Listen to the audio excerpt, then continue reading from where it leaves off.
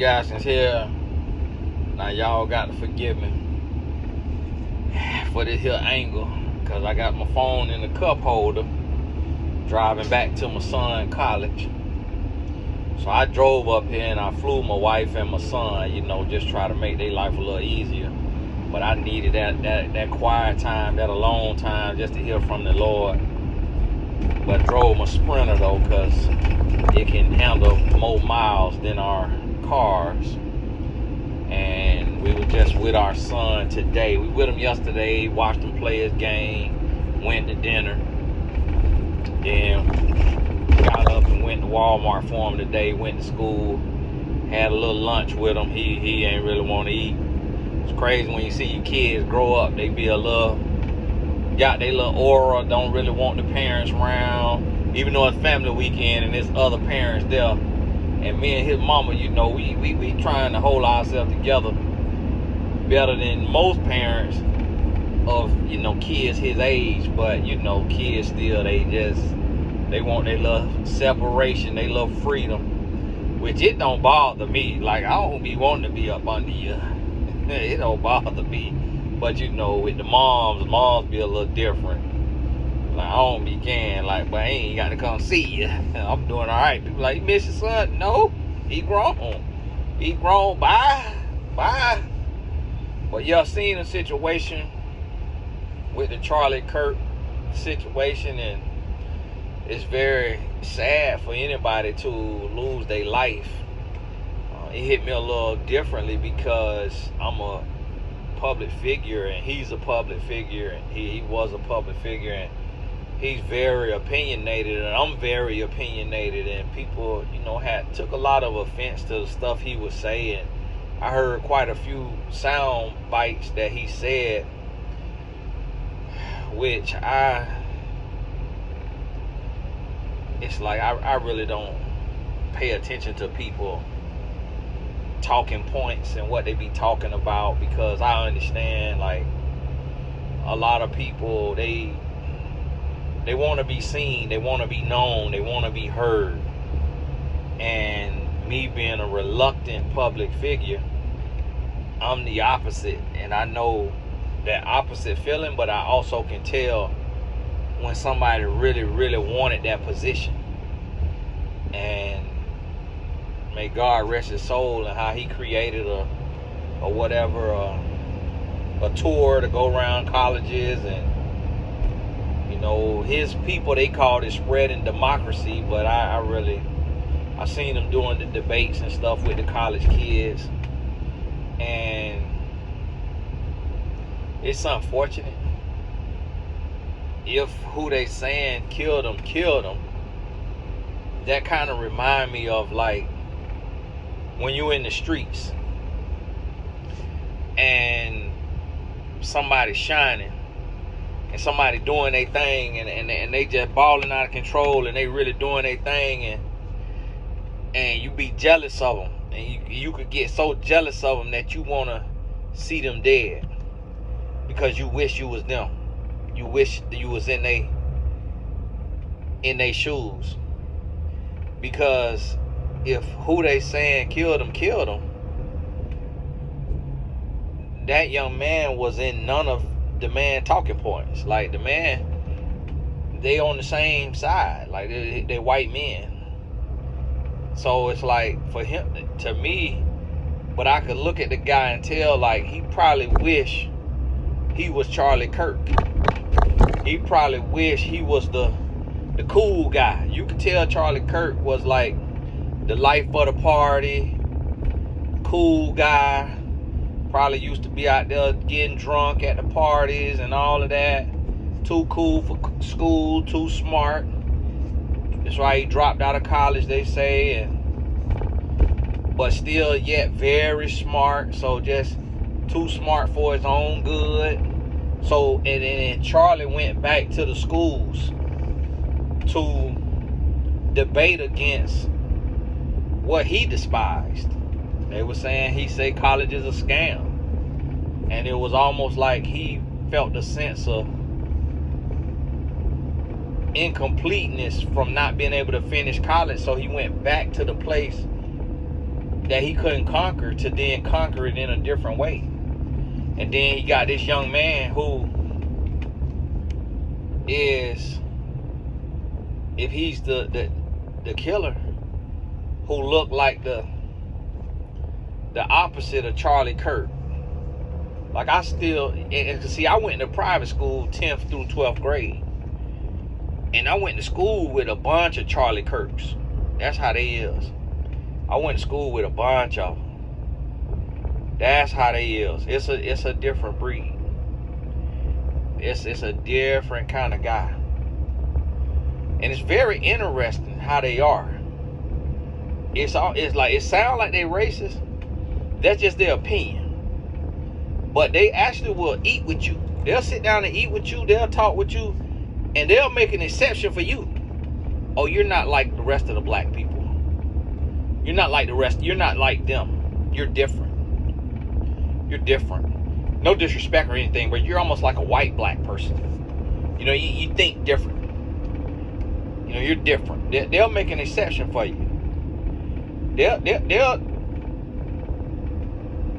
let you. Nah, they ain't gonna let their sister marry you. They'll let you sleep with their sister. Because you the star athlete, you the cool black guy, they'll let their sister go to prom with you. You'll think that they just racist, they don't talk to. But I seen one of my followers in the NBA, one of the NBA players, black guy, Christian guy, he posted them. He posted them like they friends. He was like my brother in Christ, but he's a black guy. But when you listen to a lot of Charlie Kirk sound bites, you'll think that he completely 100% racist. And it's like, that's his opinion. You know, the stuff he said about black people, that's how he feel. But see, the thing about it is, what a lot of us not being honest about is we feel the same way about a lot of white people. We say the same stuff about a lot of white people. I hear a lot of black people complaining about immigrants. And a lot of black people is immigrants. Not black Americans, but it's a lot of black people that are immigrants. And I done seen black Americans complaining about immigrants taking their jobs. Same thing about black with the trans, with the transgender. A lot of the black guys don't like transgender. A lot of black guys talk about how dumb and ignorant black on black crime is, thug crime. So a lot of the stuff is what the man, and unfortunately, he had some against some black women. He had one quote. He said, "You're gonna remove my appendix, and you're a black lesbian." And he was saying, "You double DEI." He was saying, "You a woman, you a black woman, and you a lesbian. Oh, you double DEI. I don't know if you good enough to remove my appendix." Unfortunately, it's a lot of black people feel the same way. So he was opinionated.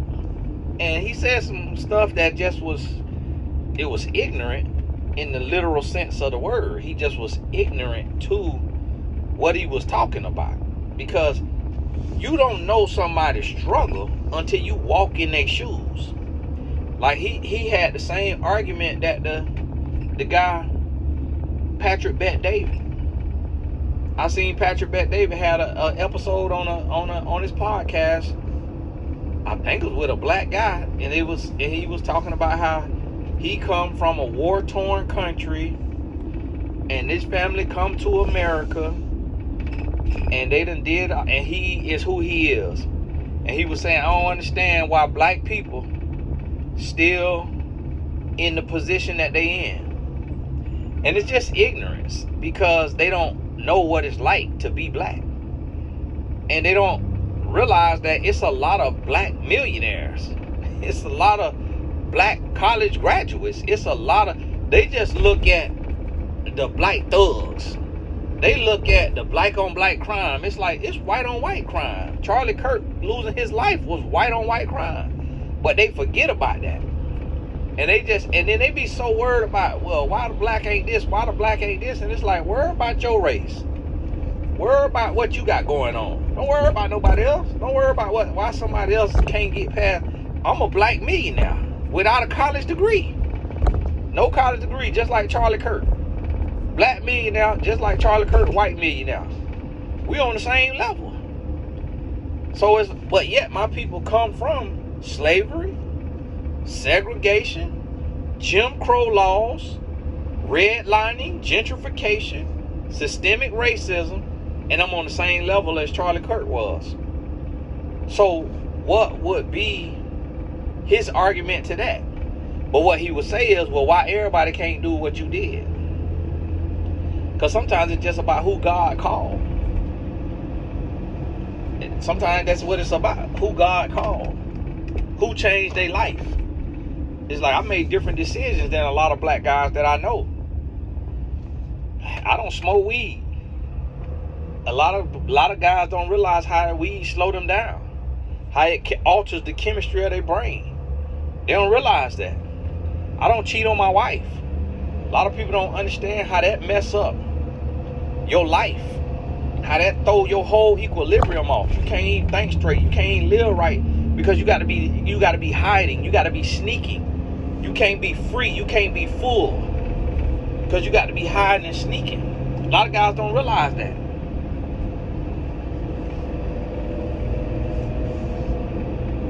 I don't watch porn. A lot of black men watch porn. They don't realize how it's altering the chemistry of their brain. How it's affecting their hustle, affecting their grind. A lot of people don't realize, like, when you spending money on weed, you spending money on porn, you spending money on alcohol, you spending money on all this stuff. I'm taking that same money, putting it into my business. I don't play video games. A lot of guys play video games. They don't understand that the 2 to 4 hours a day that they give to a video game could literally make them a millionaire. So I made different choices. So it's not that black people making excuses. It's just some black people making bad choices. And what a lot of white people that had an argument that Charlie Kirk had, that Patrick Bet-David had. Patrick Bet-David, he come from a war-torn country, but he don't realize he white passing. When we see him, we see a white man. We don't see whatever country he come from. We see a white man. And so he's not going to get the same treatment I'm going to get when you walk into the bank. And see, what the bank has is, they have loan requirements.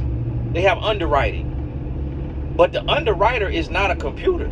It's a person. So the underwriter could choose what to overlook and what to make an exception. When you walk into the bank as a black man, they going by the letter of the law. They gonna follow every little syllable in that underwriting. Everything that they allowed to do legally based on their underwriting, they gonna stick to it.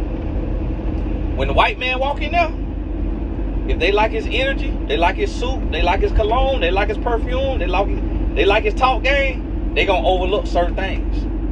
They gonna say, "Oh, okay, all right, I understand this right here on your credit report. Okay, we can get past that. We could get past that. Black man, oh, we can't do it because of this right here. They ain't breaking no law because it's in the underwriting until we audit the books. Then when we audit the books, they say, oh, white people with the same credit scores was approved 90% more than black people with the same credentials. They came out and showed that for, I think it was Navy Federal or Navy Federal Credit Union or somewhere like that. They came out and showed it. And that's what I mean. That's why black people in the position that black people in. But what they also realize is that majority of the homeless people you see is white. When you go around the homeless area, down at the light, down at the gas, a majority of and if it ain't white, if it ain't majority white, it's at least 50-50. Unless you just in a black neighborhood. And then other than that, what they realize, what a lot of people with that arguing point that Charlie Kirk had was about why black people this, why black people that. It's like they act like there's no white trailer parks. It's trailer parks all over America full of white people who never had to go through slavery, segregation, separate and unequal, Jim Crow laws, like the world was set up. America was set up for a white person to win, and it's still a lot of white people in the trailer parks. So that's why the facts is the facts. That's why I'm not going to be mad at somebody with their opinion. I just know where you stand at. I never want the man to get shot and killed because I stand on the Bible. So I don't condone gay lifestyle. So if young buddy don't like my stance against the gay lifestyle, then that might mean he want me dead too. I don't think he took Charlie Kirk's life. If he did it, I don't think he took his life because of the stuff Charlie Kirk said. I don't think it had nothing to do with that. I think he just was jealous of seeing somebody who looked like him having all that fame, all that confidence, all that mouthpiece, all that money, all that success, all that clout. I think the young man wanted to beat Charlie Kirk. And that jealousy is a dangerous thing because we live in a world where everybody got something to say. Everybody got an opinion. If you feel like somebody ought to be killed based on their opinion, then all us deserve the same fate. We all got an opinion.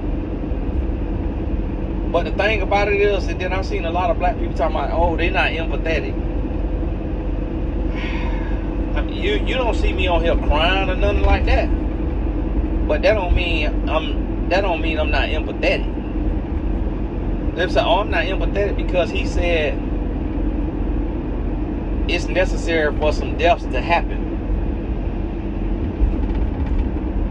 in order for us to keep our Second Amendment right. And he said he think empathy is a made-up word. What you got to realize is that's him. That's him. If that's how he feel, you will be foolish to say you feel the same way. Because now that make y'all no different. Y'all the same person. If you say I don't care that he was killed, and I have no empathy toward him because he was killed, you are Charlie Kirk. You the same person. You know better than him in the eyes of God. You the same person. And I'm gonna tell y'all something. I've seen a lot of white people. I've seen some black people come out and say, and I've seen a lot of white men get in the pulpit talking about we got to be bold, we got to be bold, we got to be bold. All of this, all that. Listen. Everybody who say Jesus Christ is not a Christian.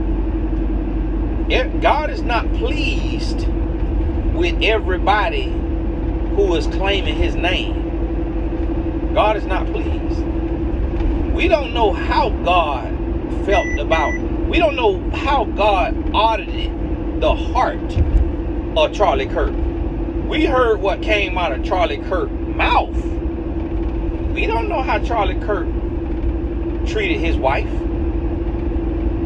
We don't know how if Charlie Kirk was faithful to his wife when he was on the road doing them tours. We done seen countless Christian men, God-fearing men, Jesus this, Jesus that, cheating on their wife. We done seen that. So we don't know how he was living. We don't know how he was living. Because of Apostle Paul and how Apostle Paul died, we don't know that if Charlie Kirk was not working for God, God could feel like he was doing the work of the Lord. I don't know. Can't judge him. That's what can't judge mean. A lot of people be thinking, Christians judge and y'all judge and all. Can't judge mean we don't know what was going on the inside. Only God could see that. Only God could see that. We don't know if he was just using God's name. Now, me personally, I don't believe that God will discriminate on somebody because of their color of their skin. I don't believe that. I don't believe that God cares about DEI, that he's against. I don't believe God will be against DEI. Because God wants the oppressed and the downtrodden and the mistreated to be treated well. So if you know black people were slaves, and if you know that a lot of white people are prejudiced or racist, then black people deserve DEI, because you know that we being discriminated against. And if you know humans and you know the heart of humans, then you know discrimination ain't going nowhere. Discrimination is not over with. That as long as humans exist, discrimination will exist. You're not finna remove discrimination. You're not finna remove discrimination unless humans cease to exist. And even when humans cease to exist, animals discriminate. Every creature discriminates. That's common sense. So I don't believe that. And then I don't believe God hates the person. I believe God hates sin. So I seen a clip where it looked like Charlie Kirk got up and was screaming and yelling and sounded like he was talking to an Asian person, and he called him the C word, CHINC.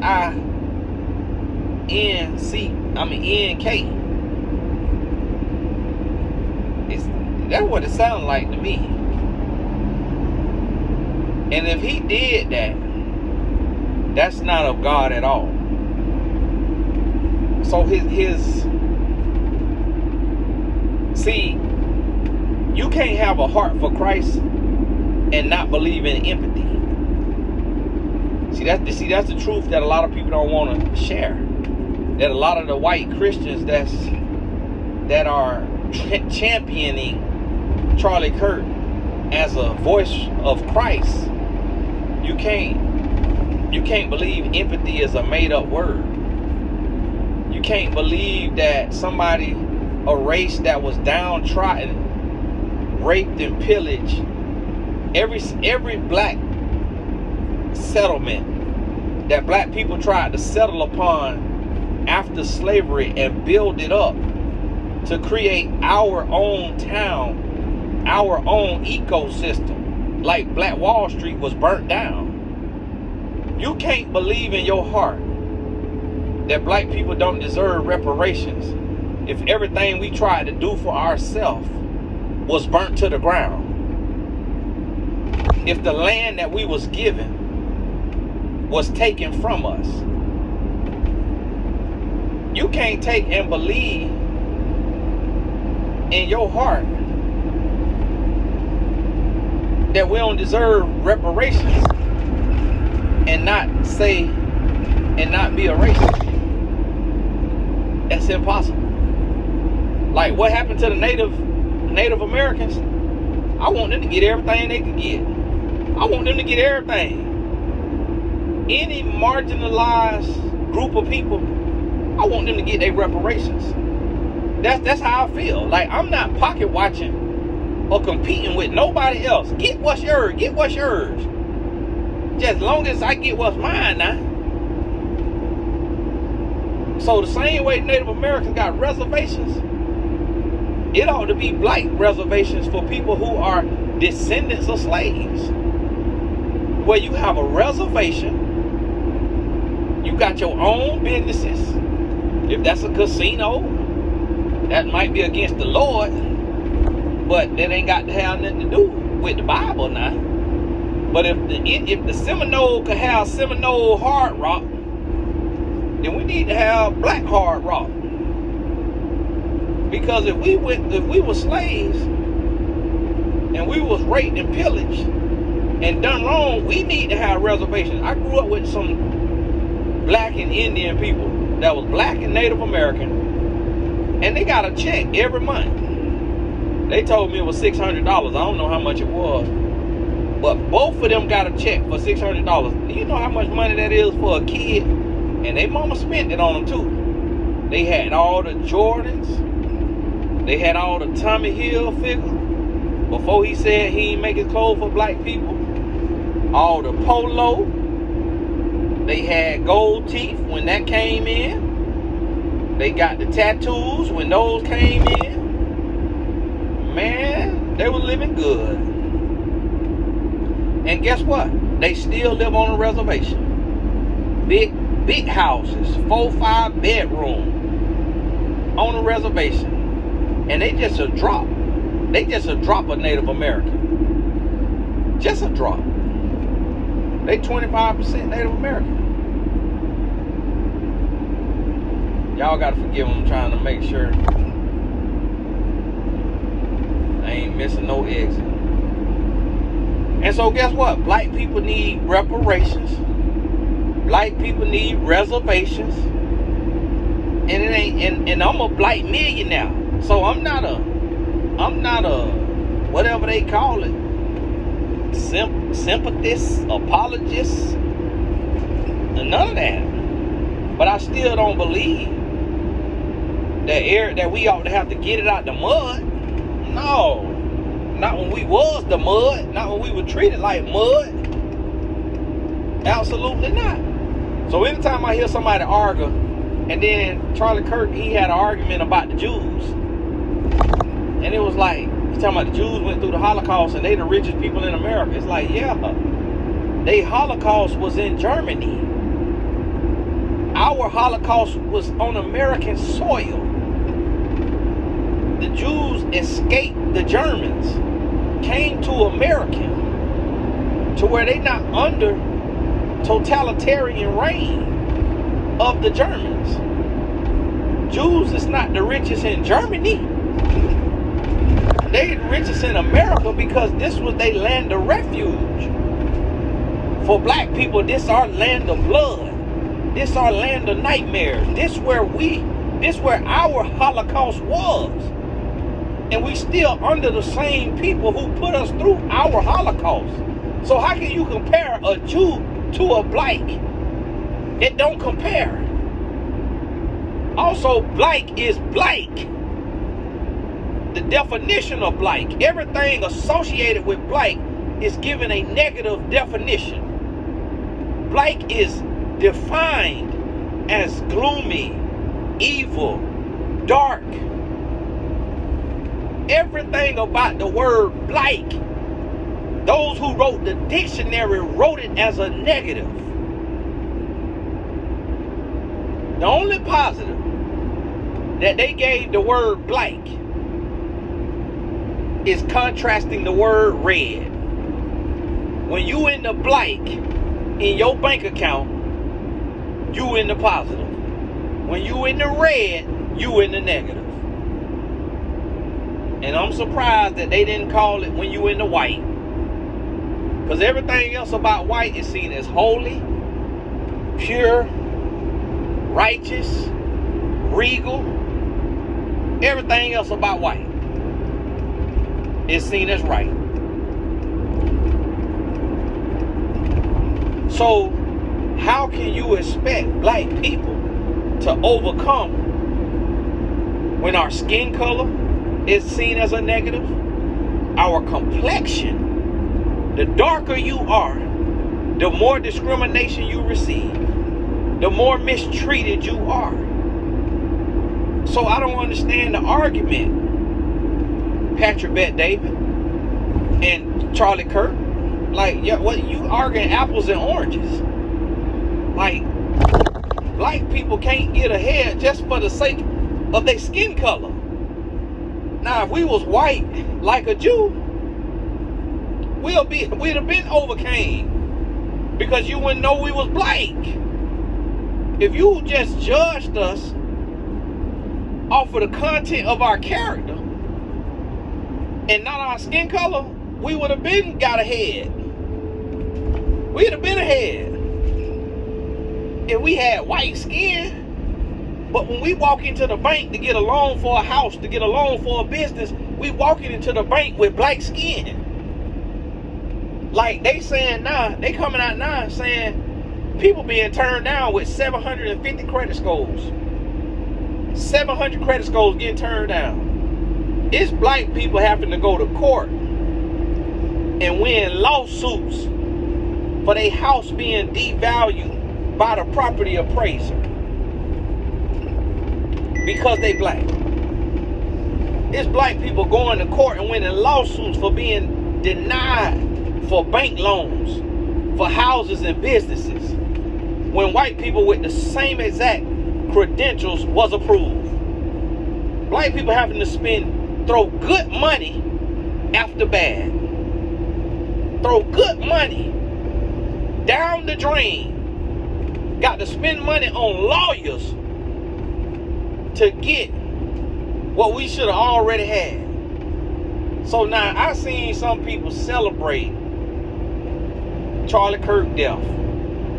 Listen, I don't like that. I don't condone that. I believe in taking the high road. I believe in saying, hey, let God allow what God allows. But the Bible even tells us not to rejoice in people's misery. The Bible even tells us that. So I believe in letting the will of God be done. But I don't believe in rejoicing in wrath, because that make you no different than that person. If you say that person wouldn't have cared that you died, so you don't care that he died, now you all are the same. If you say that person wouldn't have had no empathy if you got shot and killed, so you don't have no empathy because he got shot and killed, that make y'all the same. That's what you got to understand. This ain't about Charlie Kirk. This ain't about white people. This is about your heart's posture to God. That's what it's about. God got to look at your heart. If God see that you are rejoicing in this man's death, you are displeasing to God. No matter how you felt about Charlie Kirk, no matter what Charlie Kirk said, that's between him and God. That's between him and God. And we don't know if when he was shot, if he had 30 seconds to repent for his sins and ask Jesus to be his Lord and Savior again. We don't know. And if he did that, guess what? He'll be in heaven with the Father.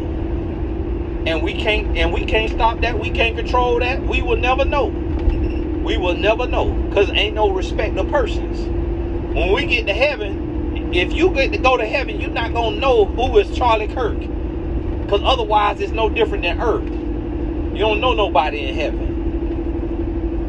You are an angel singing praises 24/7. It ain't life. It ain't the earthly world. You above sin. Ain't no sin in heaven. So that's what you got to realize. Make sure your heart's posture is right with the Lord. Make sure that you're not operating from anger and bitterness, jealousy, resentment. Because in a lot of the stuff that Charlie Kirk said, it was anger. It was resentment. And that's not of Christ.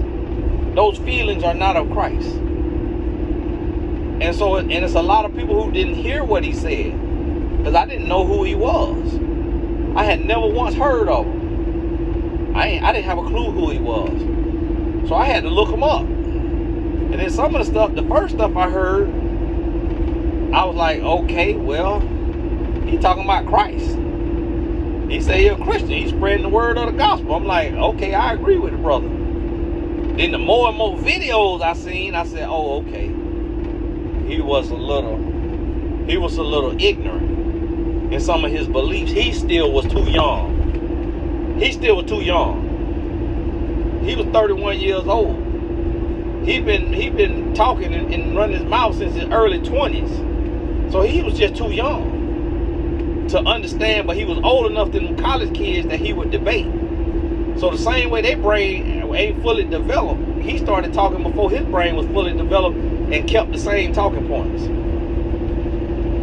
And see, he said stuff in his silo because it was no reason for him to have black listeners. And in some black people, like the Officer Tatum, he promoting Charlie Kirk. He loved Charlie Kirk.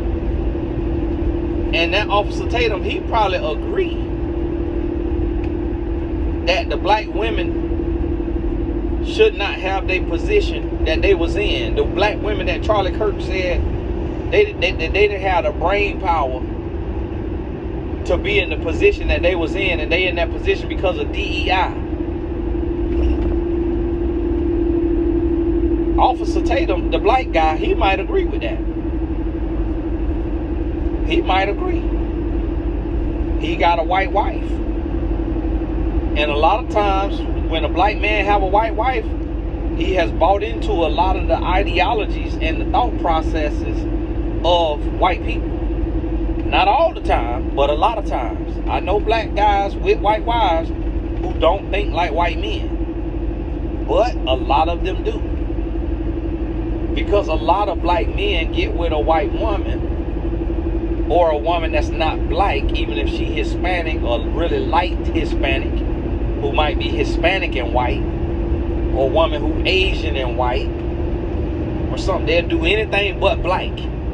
They will actually start to hate black people and hate being black. So when I went to that Officer Tatum Instagram, because he followed me on there, I followed him back. He don't think like I think, I follow him back. I don't get caught up in people's opinion. You got to your opinion, you got to answer to God. Like if you wrong, if what you spreading is wrong, that's between you and God. I'm not finna wish death on nobody and hope nobody die over how they think and feel, because I think and feel a lot of things. I don't want nobody to take my life because something I said offended them and hurt them. I pray that don't nobody get so jealous of me that they want to see me dead. Like that young white brother who allegedly took the life of Charlie Kirk. That's jealousy there. He don't care that much about what the man was saying, because he was raised around the same stuff. They say both his parents Republican. He don't care that much. That was jealousy there. See, Charlie Kirk, you best to believe the way he talked to black people, the way he talked to them college kids, you best to believe he talked to the scrawny, insecure white boy the same way. The white boy, I seen him, he's standing up in his dorm room. I could look at him and tell the Charlie Kirks of the world was his nemesis. They picked on him, they bullied him, they called him names, all kind of stuff. I went to school with them. I know how they is. I got a homeboy. I got a lot of homeboys that was like Charlie Kirk. Not like real homeboys, but guys I went to school with. And the white guys who were seen as like a nerd, a lame, the white guys who were seen as cool and in the in crowd, they didn't hang with the white guys who were seen as a lame nerd.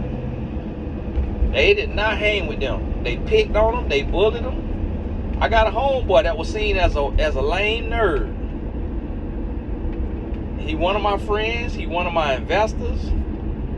And I remember one of the cool white guys from our high school came to me and was telling me about a business idea he had.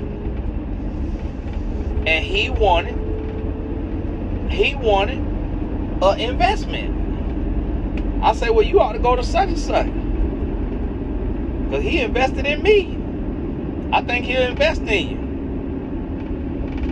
I hit the white guy up that was seen as a lame nerd and that I was cool with. I didn't discriminate on him. I ain't had nothing against him. I ain't had no reason to compete with him. I'm black. I'm the star athlete on the football team, star athlete on the basketball team. Like, we not in the same league. Like, you not my competition. I'm trying to be in coalition, not in competition. Like, I need you on my team. I went to the white boy to tell him about the other white boy. You know what he said? He said, F no. He was a prick. Say he was a prick in high school. Treated me like a D. F him. I was like, whoa. Woo. I'm like, well, I thought y'all was brotherhood. Well, I thought y'all were Aryan Nation. Well, I thought y'all was nationalists, capitalists. Well, I thought y'all was on the same team. It's white men who don't like white men. It's two types of white men. One in the in crowd, one in the out crowd. One is an outcast, one is in the in crowd. And you know when the white guys from the in crowd start to be friends with the white guys who is the outcast? When they get grown. And they realize that money answereth all things. When they realize it's about that green paper, the cool white boys, they start being friends with the lame white boys. Now the black boys, we always knew it because we could see both of them. We could see both of them. We could see the cool white boy was a lame posing as cool, and the lame white boy was a lame white boy being himself. We could see it because we already naturally draped up, dripped out. Like, we naturally cool without having to try. Like, we set the culture, we set the tone, we set the temperature. That's why hip hop the most popular music. So we already knew that. So we could see both of them and see the same way I talk. You got to be a lame white guy and listen to this video and see how he gonna feel. He gonna feel about me the same way black people feel about Charlie Kirk. That's what I need you to understand. Is that the way Charlie Kirk was, he just felt how he felt. And those was his beliefs. And he stood on them. And his energy and his aura and who he was is what upset that young white boy, allegedly, if that's who took his life. Which I think it is, because they say his family turned him in. They say he admitted to it. Which, to be honest with you, I don't know if the white boy did it. Because there is a mental illness that will make you accept the crime. Like the way this economy is right now, I might have admitted to it because I need me 3 hots in a cot right now. The way this economy is, I'm ready to go sit down somewhere behind bars and live off the taxpayer dollars and just gotta worry about not getting shanked. That might be better than being in this economy paying these bills right now. Tell you that now. So I really don't know if the young white boy did it, young brother did it. I really don't know if he did it. And there's a lot of conspiracies out there. It's a lot of conspiracies. One thing I've learned about conspiracies, living in America, there is no conspiracy theory that is too far-fetched. That's one thing I have learned about America. If it sounds like it could be true, it probably could be. Like, I don't put nothing past nobody or nothing, because the conspiracy that's coming out now from 50, 60, 80 years ago, it's like, whoa, what the world? They did that. The CIA did that. The FBI did that. And it's like, yeah, they did it. It's like, my goodness, what the world? What's going on? So you got to realize and understand Trying to see what road I'm turning on now. Okay. Up here in North Carolina. Morganton, Gaffney, Asheville. Trying to remember, I hope my map's still on. Tell me where to turn at. Oh, I got to go straight. Still going straight. I just got to pop in here and use the restroom somewhere.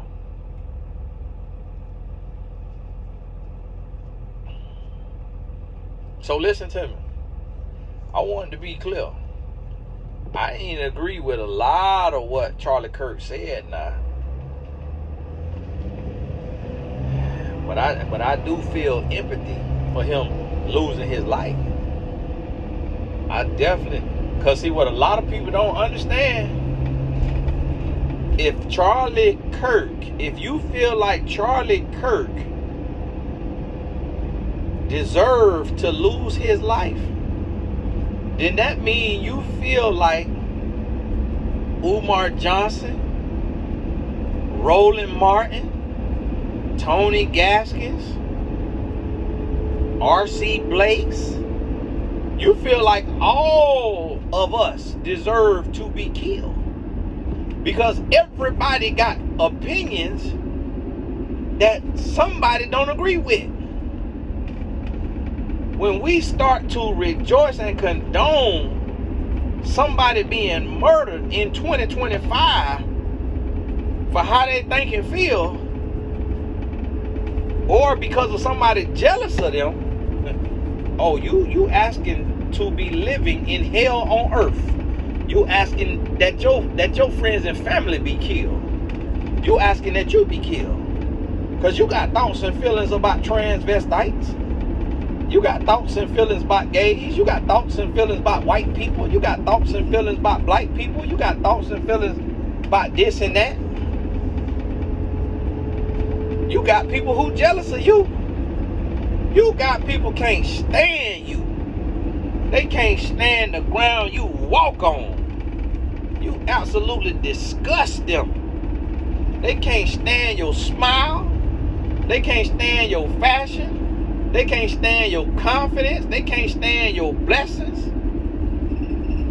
And thank God that they can't hit you from 200 miles away. 200 yards away. Thank God. If you black, that they don't know how to hunt. That young man know how to hunt. His daddy taught him how to shoot a gun. And it came back to bite his daddy in the behind. Because I guarantee you his dad ain't happy about that. I guarantee his dad ain't happy about that. His daddy probably took him hunting. And that boy got tired of shooting. This is what a lot of people don't understand. That's what I try to tell people. People don't understand the mind. Listen. That's why, let me tell you why it's police shootings. It's not police shootings because white cops hate black people. That's not really what it is. Because those same white cops got black friends. They got black buddies that's on the force with them. What it is the brain is only going to process something for so long before it materializes it. The brain has to bring to fruition what it processes over and over and over. So when you got a gun, you start to visualize using that gun. And the more and more you visualize using that gun, the more you either want to be in a situation to have to use it, put yourself in a situation to have to use it, or you're going to use it when you get put into that situation. That's why I don't think about my guns. I got an assault rifle. I got an AR-15. I have never shot it. I ain't never loaded it. Because if I go to playing with that thing, the mind gonna go to, ooh. I just bought it for novelty. I bought it because I bought my homeboy one. Because he loved guns. And guess what? One day, God forbid, one day he might get put in a position to use that gun, and I guarantee you it will get used. I guarantee you he will not hesitate to blow somebody's head off. Everywhere we go, he got that gun on him. We go some places when we ride, because I'm a speaker, we ride, he had an AR-15 in the trunk. I'm like, bro, what you think we finna get into? He said, you never know. What? I'm like, man, what? But guess what? My barber, everywhere we went, we scrapped up. So everywhere we went, we scrapped up. So, and my barber's like, bro, you ain't got to worry about that, man. Don't nobody want to do you no harm. Well, now that I seen what happened to Charlie Kirk, now I have to move totally different. Because you can make, because now I realize you can make somebody mad and they want to off you.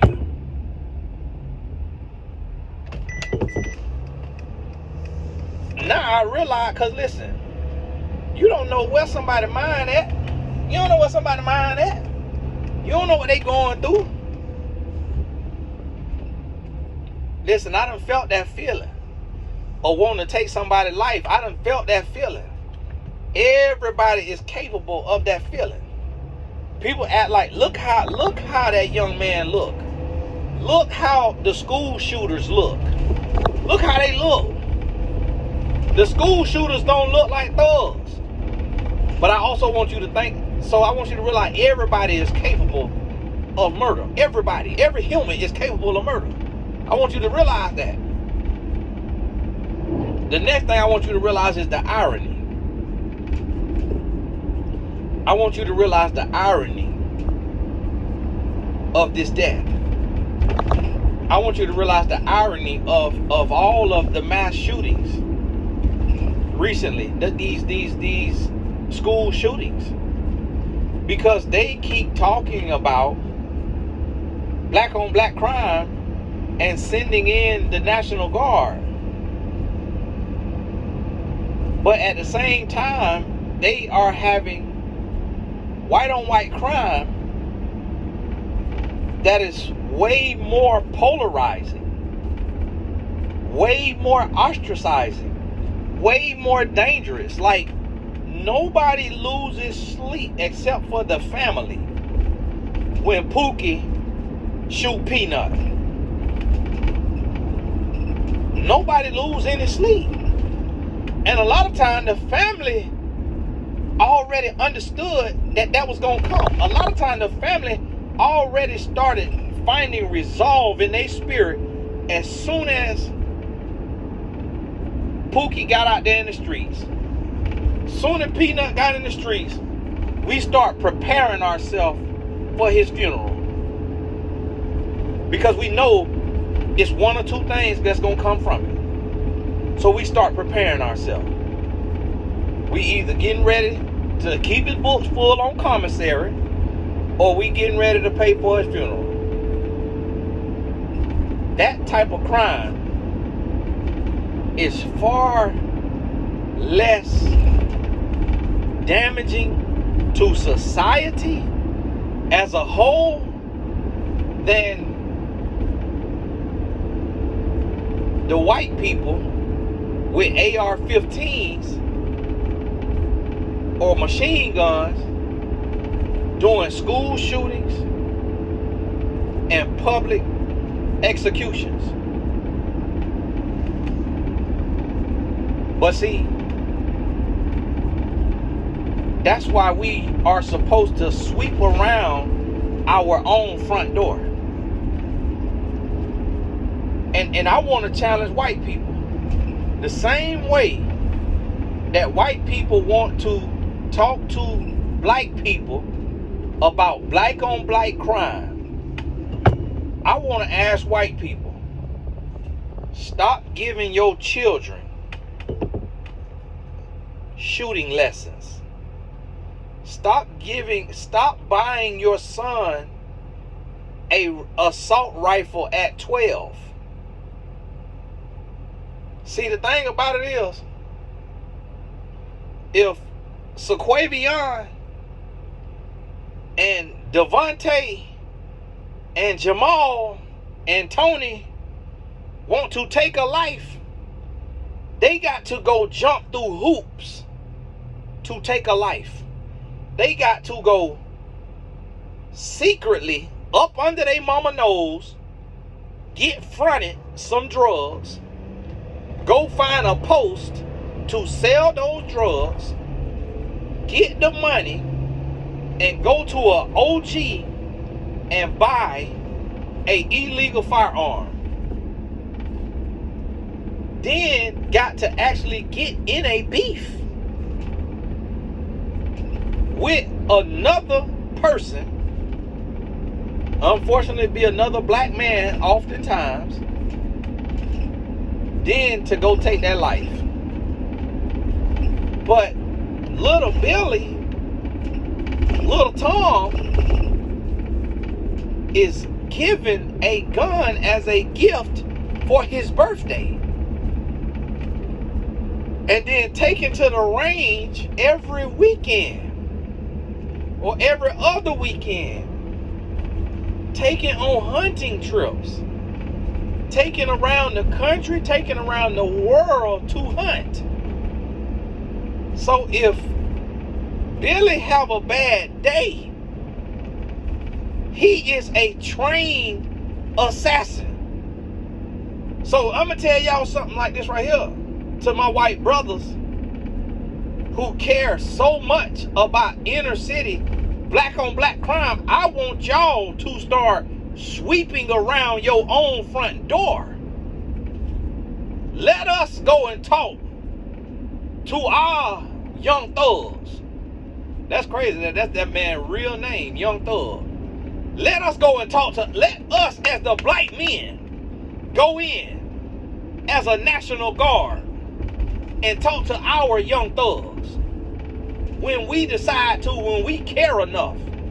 And y'all stop worried about black thugs killing black thugs. Y'all stop worrying about that. And instead, sit down and talk to Billy. Because Billy is going through. And listen, I will take any day Pookie going to kill Ray Ray because Ray Ray done robbed Pookie. I'll take that any day. I will take any day Pookie going to kill Ray Ray because Ray Ray the R-word Pookie's sister. That's what happened a lot of times. It's retaliation over a robbery or some form of disrespect or violation. It ain't just target practice. I would take that any day over Billy going to a elementary school, a middle school, or a high school and taking the lives of innocent children. I would take that any day over, what that man named something, Trevor Robinson, going to take a man's life in front of the whole world over that man's opinion or because of his jealousy or insecurity. Man, listen, if we had to choose between the two, we would much rather choose gang on gang violence, although we don't want that. It is by far the lesser of two evils. Because look what this white on white crime has created in the country. Nobody in California is watching the news about Pookie killing Ray Ray in Chicago. But our entire world, this Charlie Kirk news now is world news. They talking about this in Europe. They might be talking about this in Africa. I'm sure they talking about it in Africa too. They talking about this in Asia, probably. This now is world news, and America now looks like a nut job. Now, ironically, I will say they do know about Chirac. Ironically, I took my son to England for soccer, and we lived over there for a little bit. And when we went out to the soccer field, the boys came up to my son and say, "Hey, you from Chicago? Chirac." So I do clarify that. They actually do know about Pookie and Ray Ray. So that go my whole point right there. But you know what I mean? It's not the same. It's not the same. Although they know about it, they really only know about it because of rap music, because of Lil Durk. They know about Lil Durk. Because he done went over there and did tours out of the country or whatever, his music over there. So that's how they find out about the stuff. Young Thug. They know about the rap music. Lil Baby. They know about the rap music. But they don't actually see the news coverage of Pookie and Ray Ray shooting at each other or killing each other on the news. They just hear about the rap music and what the rappers say is being done. The rappers indicting themselves on their music. That's what they know about. But when it comes to these school massacres and these public executions like what happened to Charlie Kirk, that's world news then. That's worldwide news. So listen, I'm going to tell you, if I'm not saying that you should cry. I'm not saying you got to cry, but you should feel that that is wrong, what happened to Charlie Kirk. You should feel like whether you think it's a racist, a bigot, or whatever you think it is, you should feel like those people should be able to have their opinion and not be publicly executed or executed at all. You should at least feel that way. And if you don't feel that way, you have to do some healing on your heart. Because you're wrong. You're wrong. Point blank period, all right now. And you can argue me down. But it still remains you wrong. Especially if you're a Christian. If you claim to be a Christian, because the Bible tell us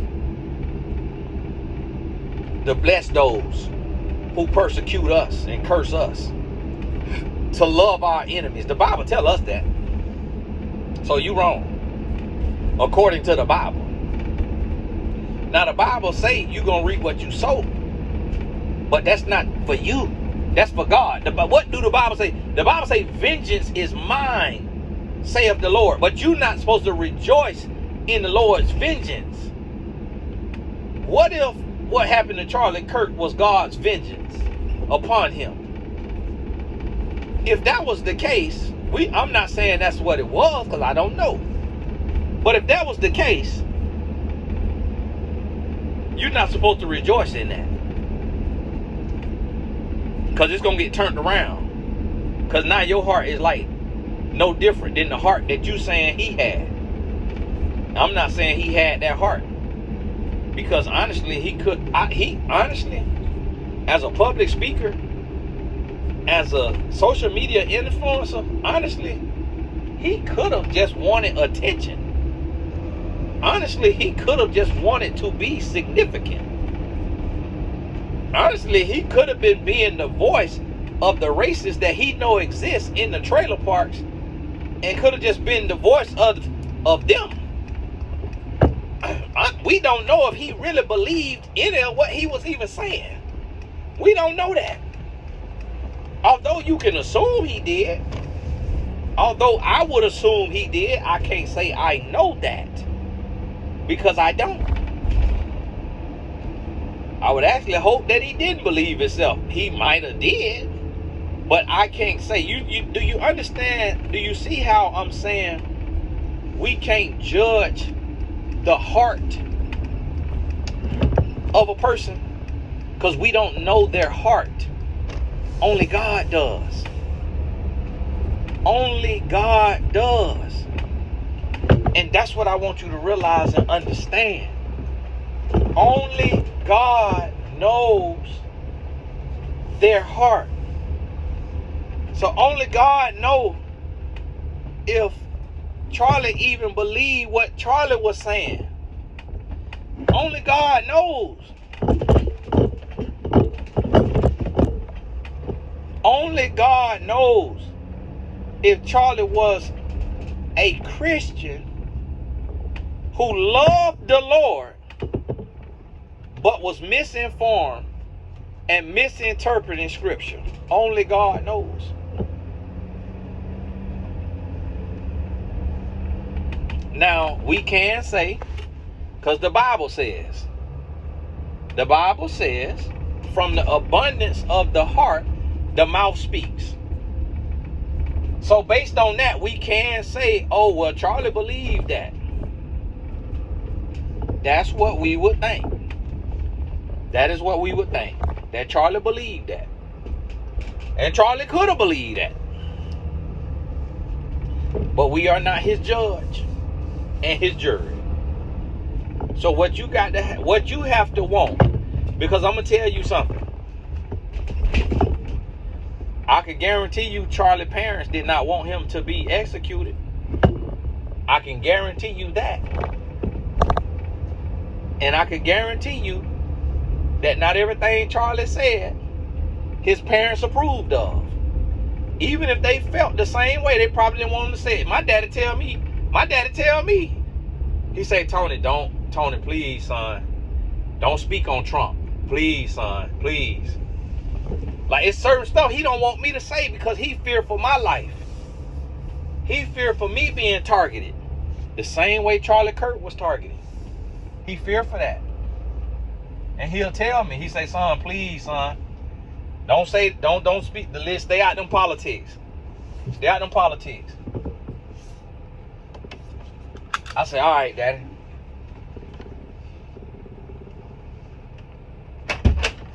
I'm gonna stay out of it. And I still come right on here and run my gator. And guess what? God forbid. But it could cost me my life. God forbid. But somebody one day could want me dead. God forbid. God forbid.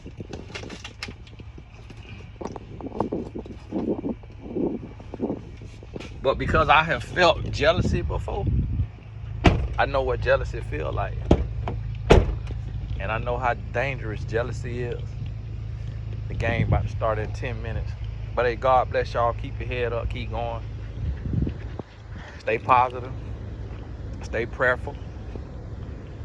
If you is happy about what happened to Charlie Kirk, pray that God heal your heart. Pray that God do a work on your heart and in your life. In the name of Jesus. Because you need that healing. Don't allow yourself to feel like that and go through that and be on that type of time, because it's not healthy. It's not healthy. We could say that he reaped what he sowed, but if that's a fact, then let the fact be the fact. That don't mean you rejoice in the fact. That means you acknowledge the fact. You respect the fact. You respect and you learn that universal law is real, but you don't rejoice in it. And that's what you got to realize and understand. Okay, you may be getting a phone call from me. But hey, God bless you. Keep your head up. And we'll talk soon.